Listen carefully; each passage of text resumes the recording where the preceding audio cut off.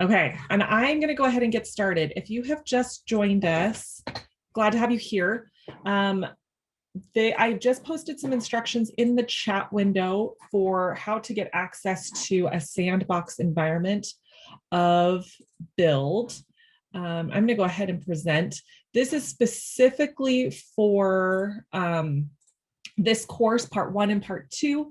I recommend if you are taking the part 2 course, and if you're not, well, you should be, but I recommend using the same sandbox for both parts of the course, just because what we're going to do builds on each other. So you should have the instructions there, and we'll just go ahead and get jumping, or we'll just jump right into this. So a couple of things. This is a Zoom meeting, so I can see a lot of your faces. Thank you for that. Just make sure you're muted throughout the presentation. If you have questions, I've got a couple of engineers here to help me. Feel free to post them in the chat box. I'll try and watch them in the chat. Watch for those questions in the chat box, but someone just may need to unmute and tell me that there's a question there. Additionally, I do have a breakout room set up so that you can jump into a breakout room with an engineer if I need to keep going for time's sake and you have a question or you're stuck. So we've made that available as well. Trying to think if there is anything else. I'll be trying to respond to questions as I get them. And it looks like we've got a question. Carolyn says she's got her credentials, but there is no password. Okay, so Michael, are you helping? Is it Michael who's helping me, or Dave? I'm wondering if you could message Carolyn Miller directly and see if you can help her with that. There's also the breakout room. I've got Dave here helping me. There's also the breakout room if you need to jump in there as well. Let's see, I think that's all. The presentation is being recorded as part of Kuali Day, so we'll get you access to that probably in the next week or so. And yeah, I think that's just about it. Oh, I mentioned hi, I'm Shannon. So let's just go ahead and get started. I'm trying to monitor the chat window, make sure that everybody is able to get into the session at the same time. So there's a lot going on. This is part 1 of the course. Part 2 will be in the next hour. So it'll be 1:15 Mountain Time, 3:15 Eastern Time when the next session starts. If you have not gotten your credentials to Build yet, Tad is working on some of the errors that came through. So he should be getting in touch with you, or Casey should be getting in touch with you as well. If you just joined us, I just posted another set of instructions in the chat box so that you can get access to those credentials. I will be working from my own instance of Build today, so you'll notice I've got some data in there as well. And Dave, yes, I will make you a co-host. There we go. Making Dave a co-host. Michael, for funsies, you're also a co-host as well. So hopefully we'll have enough help among all of us to get you what you need. All right, so let's go ahead and jump in. This is my instance of Build. You'll see when you log in, you won't see everything that I have. I've just got some data in here just to kind of help facilitate the training. So when you log into Build, this is what we call the Build dashboard page. So you'll be able to see any apps that you've created. And one note on vocabulary here, an app is a form and a workflow combined, and then the submitted forms that come in, which we call documents. So it's all of that data. So you'll see the apps that you've created, and you'll also see the apps that have been shared with you according to the sharing permissions that have been given to you. At the top of the page, the big thing I want you to note is the action list. So if you click into the action list, you'll be able to see anything that's been assigned to you that you have not completed.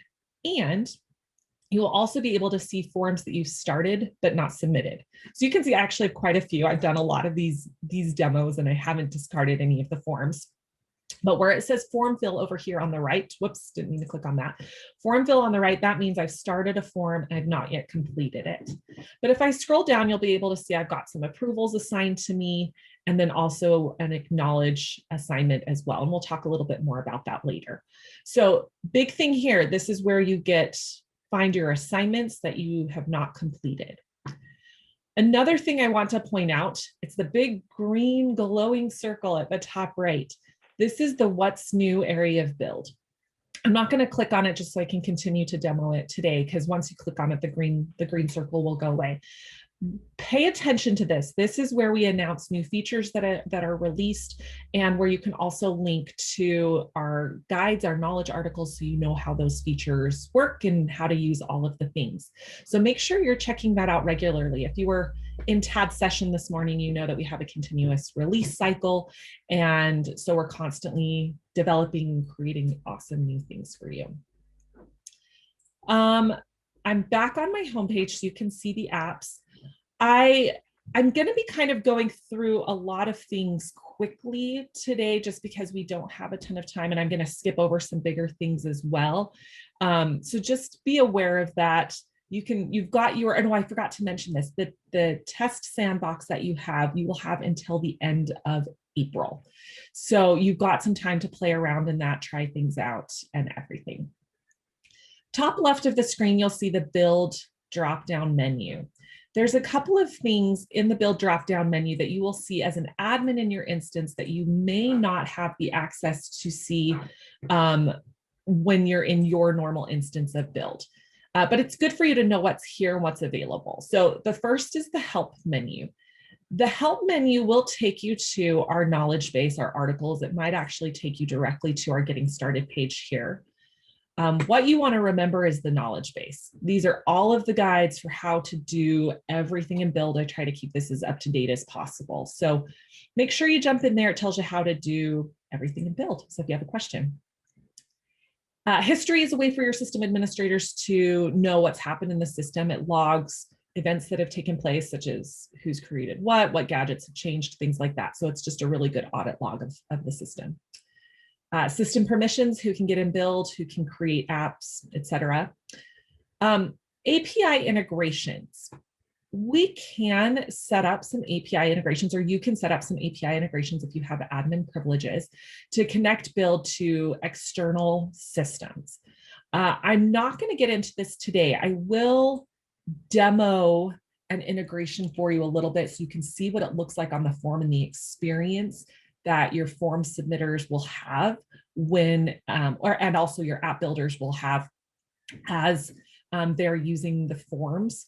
But we won't be doing that today. And by the way, you can follow along with me as I'm creating things, but that's one area that you won't be able to follow along, just because I've had to do some pre-work to get prepared for today. So heads up, I'm going to show you the capabilities, but we won't dive into it too far. Groups. Now, groups, this is one of the areas of build that really can help make your forms and workflows really powerful.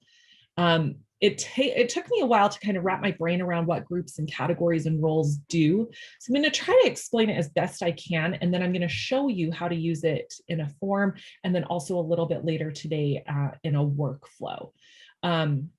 You'll notice over here on the left, I've got my categories. And then if I click into one of my categories, I'll actually show some groups here in the center. The best way I've found to describe a category is it's really just a way to define the types of groups that are in that category. So it is a categories describe the groups in the categories. John's question, are these groups here the same as the groups in CM? The interface runs the same. So like what you're seeing here, it looks the same, but build and CM are completely separate. So they do not share groups and categories, but they run similarly. So you'll notice here, for the sake of our demo, and you should have this in your own environment. You're welcome, John. You'll see that we've got some colleges set up. So the types of groups in the colleges category are colleges or schools. So like the School of Education, the College of Engineering and Technology, so on and so forth. So colleges describes these groups. Departments is a child of the colleges, so it's a child category. And departments here describes, again, the groups that are in this category. So the accounting department, the art department, the biology department, so on and so forth. Now, as far as categories, in the category itself, so we'll use this department as an example. I'll go up to the top right and view my category. In the category, it's possible for you to create roles. Those roles will then trickle down to each of the groups in that category. So each of our departments. And then within those departments, you can make the assignments to those specific roles. So you'll see here what I mean. In departments, we have the role of members, department chair, executive committee. I can create or remove some of these as I need to. But those are my global roles. If I go back to my departments category, and then let's just say I click on this biology department here, you'll see that I have people assigned to the members' roles, department chair, executive committee, faculty, and so on. Now, users can be assigned to more than one role and more than one group. So that is totally possible.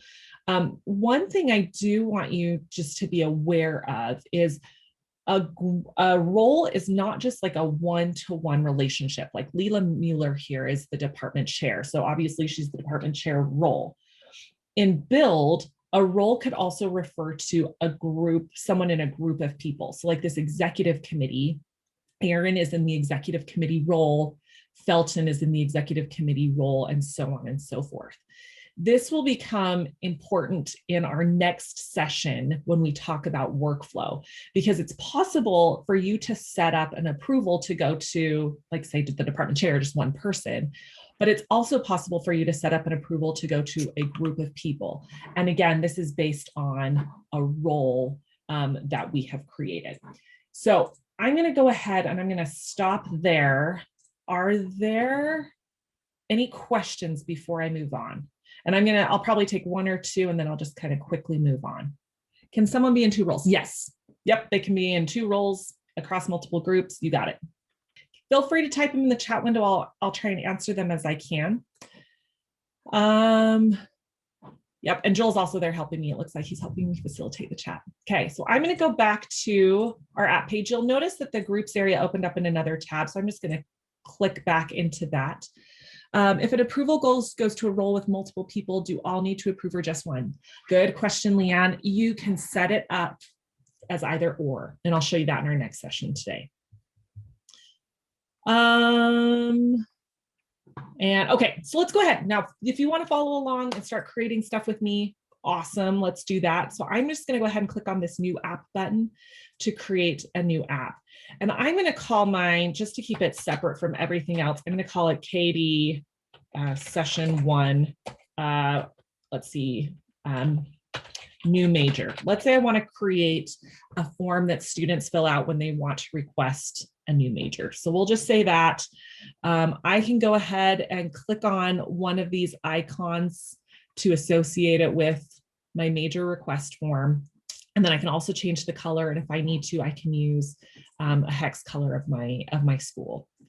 So I'll go ahead and create, and it's going to jump me into the app builder. Now you'll notice at the top right, this is where we navigate throughout Build. On the first time that you create an app, it will take you to the form page. On subsequent times, it will take you to the documents page. And again, a reminder, a document in Build is a submitted form.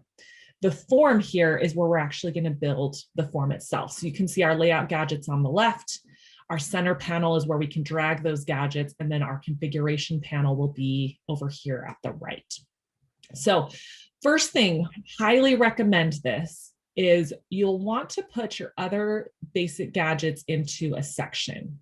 So I'm going to take that section gadget and drag it over to the center, and you can see that blue drop zone tells you where we're dropping stuff. That'll become more important in a minute. Now, there's a few reasons I recommend sections. One is it just helps your form look really nice. So it helps combine like gadgets and similar things into one area. It also creates pagination. If you have if you have a really, really long form, you may want to break it up a little bit for your user so it's just not like they're scrolling forever to fill out a form, and it's easier to navigate. Top level sections like the one I just created throughout your form can help them navigate through pages, because you can create pages from these sections. Can you do that again? I missed, how do you got the new section? So you'll grab the section over here on the right, just click on it, drag and drop. That get it for you? Yeah, you're welcome. Another benefit of sections that I highly recommend is you can hide or expose sections based on responses in the form. So for example, if say you have someone that wants to request working remotely and someone that wants to request I don't even know of another example, like working remotely full-time and then another one who wants to work remotely part-time. Let's say you have two different forms for those. You can have them select a toggle switch, and then one of those sections will be exposed and the other one hidden based on whatever they select. That was a terrible example, but hopefully you know what I mean. Another value to the section, I'm just going to call this the student information section because we're doing a major request form. Is this office use only setting. If you toggle this office use only setting on, this section will only be visible to the approvers on the back end. So think about when you filled out a paper form before, you always see like down at the bottom for business use only, for the office use only, for administrators only. That's the purpose of the office use only section. And that's what a section can bring to your form. You'll see that there's some other options over here. Hide gadget label on the form. If you don't want the student information label to show up, you can hide that. That blue box indicates that it's hidden. And then all really the section does is that, again, it helps with the conditional visibility there, allowing things to be hidden or exposed as needed. And like I said, sections break up a form. You can also add a description or a help text. So for example, if I want to say, please fill out your information, some instructions will appear right below the label. And if I display this as a help bubble here, you'll notice the little question mark that appears where you can hover over it, and that instruction will appear there. Okay, so there's some additional information. And then this limit visibility based on other gadgets, we'll show you that here in just a minute. Okay, so there's our first section. Now, let's say, well, first of all, basic gadgets. You can see some of the basic gadgets. For the most part, they're pretty easy to understand. I'm going to bring in a short text gadget though, and I'm going to put this as a student ID field. So I want the student to put in their student ID. Now there's a reason why I'm doing this, which I'll show you in a minute, specific for my integration. So I want to show you some of the power of the integrations. Feel free to go through the gadgets. I'll probably use another one here in just a minute, but what I really want to focus on is the smart gadgets down here at the bottom. Quick plug for a session later this week, Tad is going to be going more into detail on the smart gadgets and how to leverage them. I highly recommend attending that session because what I'm just going to be doing today, it's going to be giving you a sneak peek into what's available. The submitted by smart gadget, going to start there at the bottom, will show the submitter's name automatically. So they don't have to type their name. It will recognize their name when they log into the system. And that's something else I should mention. Forms, users can log in, or they can just fill them out anonymously. Like they're just some old person, Joe, in the community, or they're a student or a faculty member, if you want them to log in as such. Okay, so there's the submitted by. We'll change this gadget label to student name.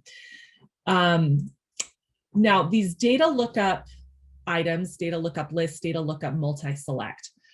I'm going to show you some of the integrations here in a second, but I want you to drag the data lookup list gadget in with me. Now, notice as you drag, the larger drop zone like I have right now, where it's taking up probably half of that field before it, means that it's going to be in the section. So it's going to be part of the student information section. If it has the smaller drop zone, notice how skinny that is. It's going to take my gadget out of the section. So you can see how it breaks up right there and it's not in the section. You'll want to just make sure you know where things are at, and whether you want them in the section or out of the section. If you want to double check, click on the section label and the whole section will be highlighted in blue. So you can see that my new data lookup list gadget is in that particular section. Now, what I want to show you is as we started out this session, I mentioned groups at the beginning, how we created those department groups and then roles within that group. Let's say that I want this student to choose the current department their major is in. Now, this isn't the best use case of our program or our major change request, but just go with me here on this one. So let's say I want current department, and then I'm going to choose a data source. Now, the data source gives me two options. One, it allows me to choose Kuali data, which is the users and groups area that I was mentioning earlier. External data is my API integrations that I've configured. We're going to set up the Kuali data here. So we'll set up Kuali data, and you can see it's going to prompt me to choose from users or groups. I'm going to say groups, and you'll notice it says this has no required fields, meaning being able to get information in this field is not contingent on other fields in the form. So, which is fine. So we're going to click continue. And you'll notice here that I've got my data sources Kuali groups, and then it tells me to select which category. Well, obviously, since I'm going with department, I want to make sure I select that department's category that I was showing you earlier. Now, once I've selected departments, one thing that's really great about Build is right in the form builder, I can test to make sure it's working. And sure enough, it is. I just click into the field and you can see it's pulling in all of my departments. If you want to try that out or see what the form looks like for the user while building, you'll notice up here we have a design and a preview toggle switch. If I just toggle over, this is what it's going to look like for my submitters, and I can test that field there as well. So there's my current department. You'll notice that I can do the same thing, data lookup list again for my, let's say, the future department, and we'll just do everything the same. So we'll say, or new department, we'll call this new department. Choose my data source again. We'll say, I have to keep moving the chat box, the Kuali data, groups, continue. And again, don't forget to choose the category. We just want our departments. And now our new department list is selected there, okay? So that is how you leverage the data lookup list, is it provides you a list and your users can select one thing. The data lookup multi-select, same deal, provides a list, but then your users can select multiple things from that list. So that's kind of the difference between the two. What I want to show you, and like I said, excuse me, this is not available for you to try because we didn't set up the integrations in your sandboxes, but I have it set up in mine. I want to show you the data lookup single item. The data lookup single item is really cool because we can have some data that's input in the form or elsewhere in the system, and fields can automatically be populated with what I tell them to be populated with. So for example, I'm going to pull up my data lookup single item, and I want my students, I can have their name show up, and then let's say I want their GPA. So student name. Now we already have student name up here because I use the submitted by gadget, but just go with me because I want to show you the functionality of these smart gadgets to tease out TAD session for later this week. So I'm going to choose the data source as external data, and you'll notice that I set up this integration for student information. Now you'll see with this integration that some data is required, some information is required to make this work. And in this case, this is the student ID field, which is why I created that student ID field at the beginning. So I'm going to continue, and you can see the student ID, where am I getting this data? I'm going to get this from the student ID field I created at the beginning. And you'll notice here over on the left, if I type in, and I've got a couple of students in my system, if I type in student ID 1, Jamie Smith's name automatically appears here. If I type in, say, student ID 3, that student name changes to Nancy Jones, okay? So just pointing that out. Now, what also is great about this field is we also have some linked auto-filled gadgets as well. And this is where I want to pull in that student GPA. Let's see if I can get that drop zone. There we go.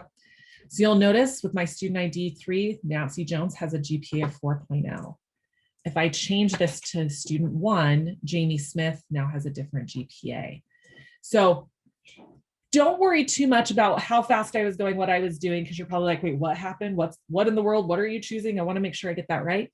All of that I just showed you is dependent on the integrations that your team sets up.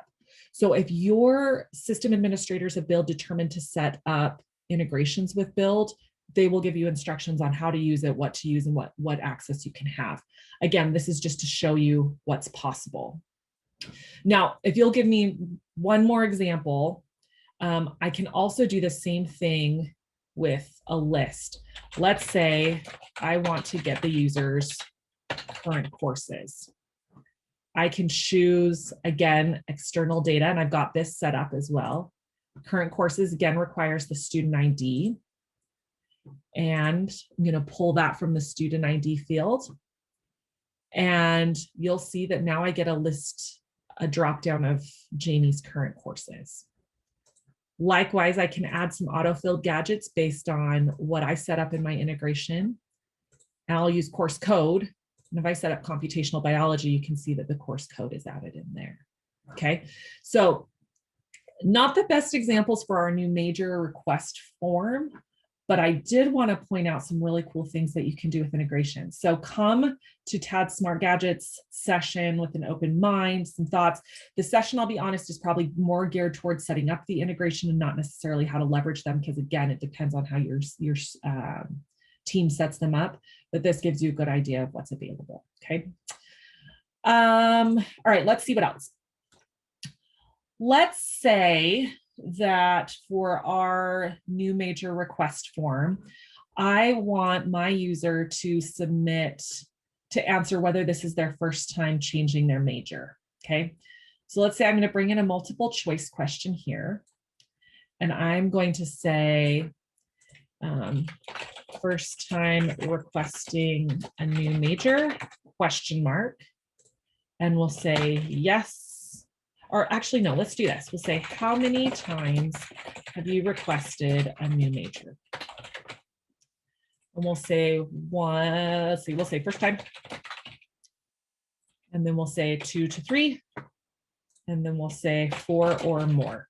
Okay. And you'll notice how I just added items as I went along. I can just push enter and they automatically add.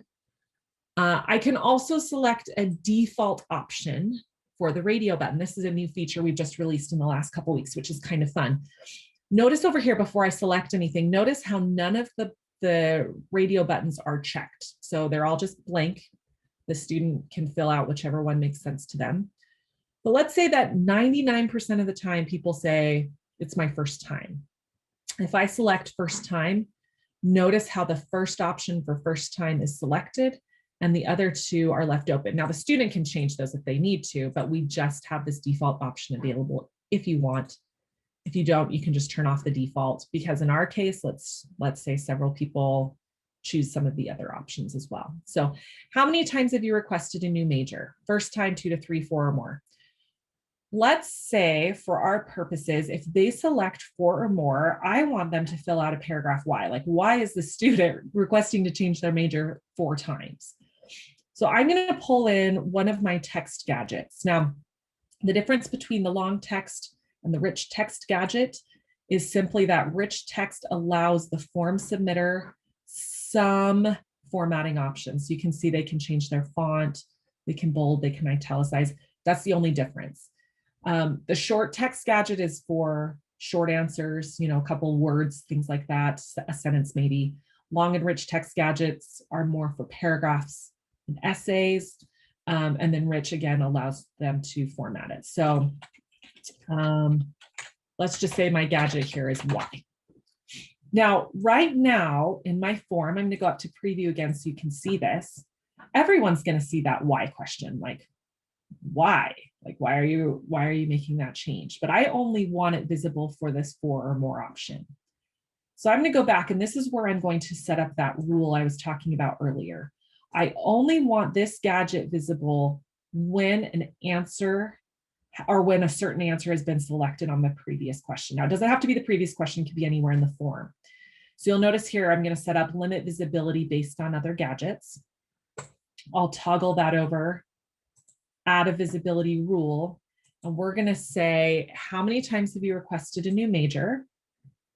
And the rule is if how many times you've requested a new major is 4 or more, then this will be hidden, or it will be exposed. It'll be hidden for everything else. Tad wants to be made a co-host so he can help with some of your questions. Yes, Tad, give me 1 second. I'll make you co-host. Okay, there you go, Tad. You should have all the things now. Okay, so let me show you what this looks like in real life. If I go back to the preview again, notice how my why question is gone. If a user selects first time, doesn't show up, 2 to 3 doesn't show up, 4 or more, there it is. Okay, so that's what you can do with that limit visibility option. I can do that for full sections as well. If they say 4 or more, maybe I want them to answer 5 questions in a whole completely new section. I can set that up and do that there. Michael, how complex can you get with the rules? Multiple fields with ands or ors possible? Yeah, I would, well, I mean, it kind of depends on what you want to do. I mean, you can have multiple fields. What I would recommend doing there is putting an entire section and putting fields in an entire section and then exposing that. So like, let's say I pull in a section here. I'm just going to add some gadgets into that section. And let's say if they answer, or this section here, limit visibility based on other gadgets. And let's say how many times is 2 to 3. Like I can do that. As far as like the ands and ors, there's some functionality there. It just kind of depends on what you're going for. I don't know if that's what you're looking for there, Michael, but to preview that, multiple pick list with some of them, then another field with or. So for example, if they select A, B, C, go here. If they select X, Y, Z, go here. Or if they select both of them. Is that what you're talking about?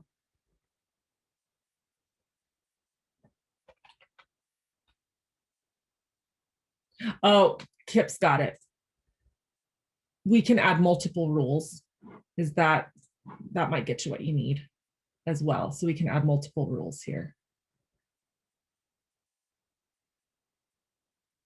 I'm glad, Kip, you're thinking like you're more with it on your thinking today.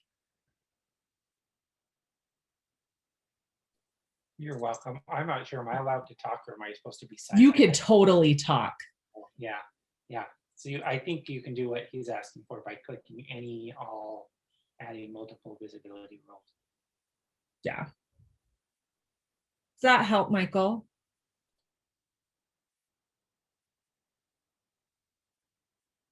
Okay, perfect. We just need a Kip to save the day. I'm going to go ahead and remove that gadget so I don't get confused later because I probably will. So good. I'm glad we answered that question. Oh, actually, do you know what? Let me bring that section back. I'm going to make this kind of my dummy section. We're just going to say other fun gadgets here. And a couple of things I just want to point out as you're looking through some of these gadgets. If you pull a number, for example, notice how there is a minimum and maximum number. So if you want someone to put a number in there, you can say, hey, it has to be between 1 and 10, for example. You can do that. File uploads is something else I just want to show you. You can accept all file types or only select file types. Email, it will do some validation for you if you want, like, the format of the email. It will just make sure that it's in the correct email format, for example. So notice that there's going to be some other options that are available in the configuration panel. Quick check. Is there anyone else who has not been able to get into their sandbox yet? Has everyone been able to get into their sandbox? Okay, if you haven't been able to get in, go ahead and send a quick chat through the message. Question about file upload. Where do the file images uploaded actually go? So to access them, they're on the form, and then you can access them on the submitted form. But if you're asking where they're stored, Kip, can I ask you to fill in that information? I believe well, I know they're stored in Amazon's S3 file storage, and they have all the security that comes with that. Like you have to have an access key to be able to get to them, all that kind of stuff. Did that answer your question, John? But the access key, of course, is managed through the app. So if you have permissions to get into Build, you'll be able to see them, but they're secure as far as random people trying to get them. Yeah, no, that answers. I was just thinking about, like, if you're doing a student ID card form, which we have one, but it's through like FormStack and might as well integrate everything into one system. Like, where would we go to get those images after they've been uploaded? And yeah, you just go in here and grab them. That's no problem. So. Perfect.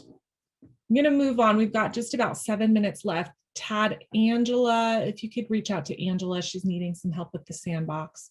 And then Maddie, that question actually comes up a lot, is how can multiple files be uploaded?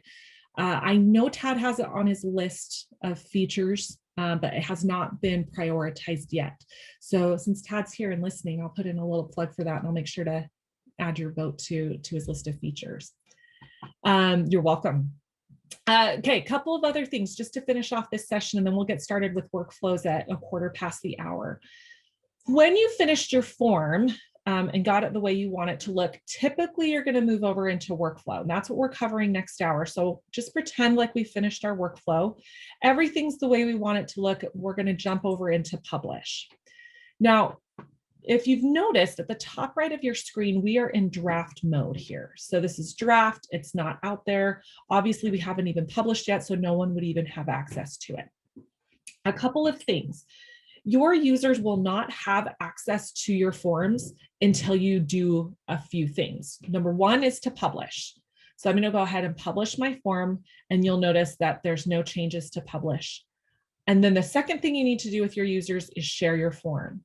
So you can share from here. There's also a link on the form builder where you can copy the link to the form.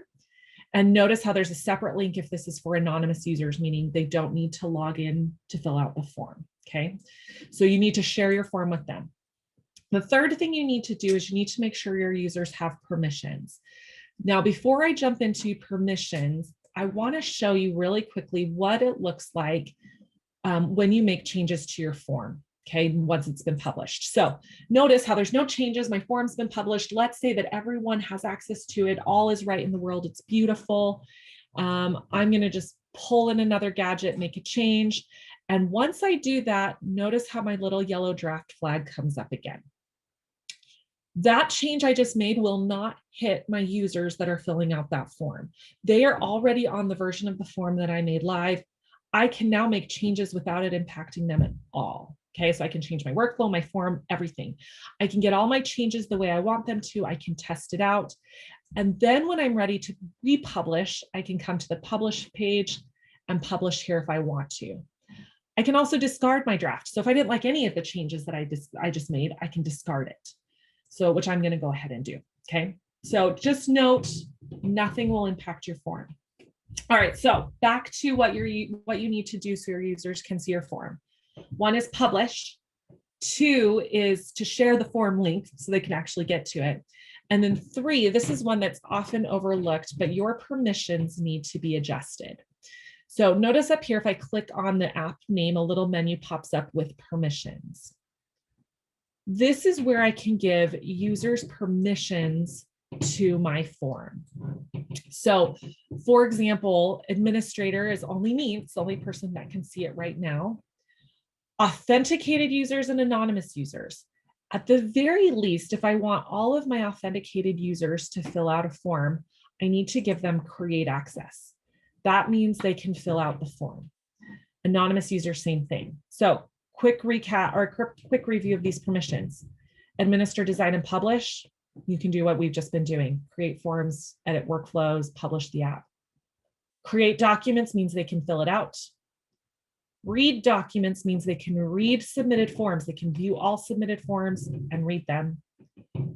Update documents in the app means they can actually edit submitted forms, change them. And then delete documents is to delete submitted forms. So at the very least, you need to give someone permission to create documents in the app, again, meaning to fill out your form. Tracy, are you able to do custom form URLs that are more user-friendly? Not today, but that has been a request. So I'll make sure that gets added to Tad's list as well. What happens to the additional info that you are requesting, the new edits to the form once you republish? Does it notify those who already filled out the form to fill in additional info? Great question, Debbie. The answer is no. For users that have already submitted forms, it's no. Let me give you a caveat. If they've already submitted a form, the form that they submitted is whatever version they were on. There's no updating the form once they've submitted it. They're on that version. For users, however, that have started the form but haven't submitted it, it will prompt them to kind of update their form so it gets the latest version of the form. But that's prior to submission. Once it's submitted, it is as it is. That's the form that they're on. Any version control for the forms. There's versions on the back end, not one that customers can change yet, but there is version. So version 1 of my form prior when I publish the first time, if I make changes, it's now on version 2, for example. So there are versions in the system, but there's not a way for you to revert back to an old version, for example, or to see an old version. Maybe jumping the gun, but can you customize access according to specific groups people? Like if group A needs to create documents in groups B? Yes. So create role. We've got about 1 minute left. Like, let's say I want to do a specific access for someone. Like, let's say I have an assistant that I want to allow to read the form. I can create a role here and then say, I just want my assistant to be able to read the documents in the app. And so that person would just have the ability to read and view those documents. You're welcome. Okay. Wow. Right on top of the hour. This is awesome. Okay, y'all, I'm going to be here for about probably 5 more minutes to answer any last minute questions. I hope to see you in the next session. If I don't see you in the next session, maybe later this week for part 2. If you have any questions, stick around. If not, have a good afternoon, everybody. Thanks. Thanks.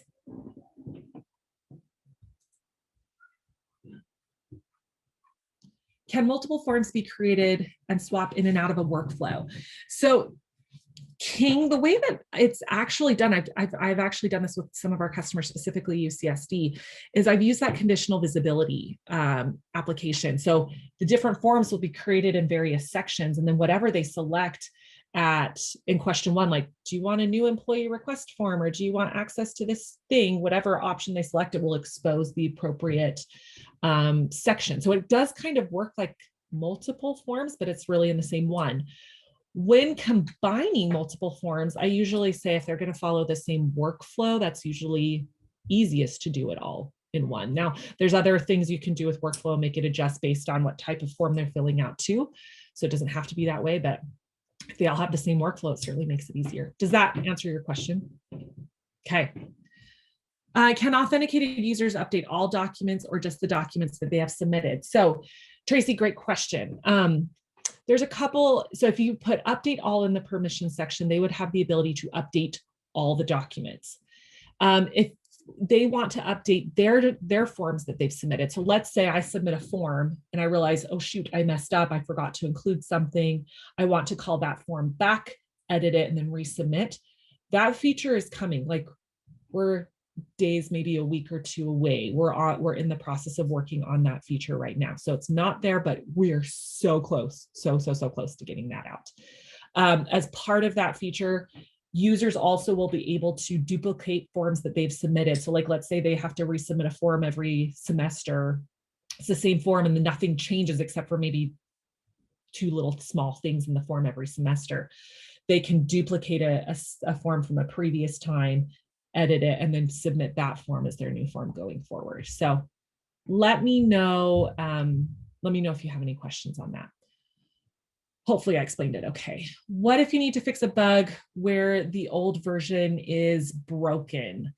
So in that case, So Michael, what I would recommend, like if you've got an old form and you're just like, hey, this is out of date or there's something wrong, I would recommend fixing that bug, having them resubmit, and then having them resubmit the form, republish the form and having them resubmit the form. I don't know, Tad, if you've got another workaround with that. That's the one I can think of off the top of my head. I think that's the best we have right now. When we release the submitter controls that we just referenced, there you'll have the user will have the ability to withdraw the document, to pull it back, or to duplicate and edit. I'm sorry. And they'll be able, when they do the duplicate and edit, it'll take the existing data and put it into the new version of the form, and then they could resubmit. So that could avoid some data entry, so they don't have to fill out the form from scratch. And that's coming in the next week or so. Good questions. We'll go ahead. We got a 10-minute break. We'll start at 1/4 after the hour for part 2. And so I hope to see you there. Thanks everybody for attending.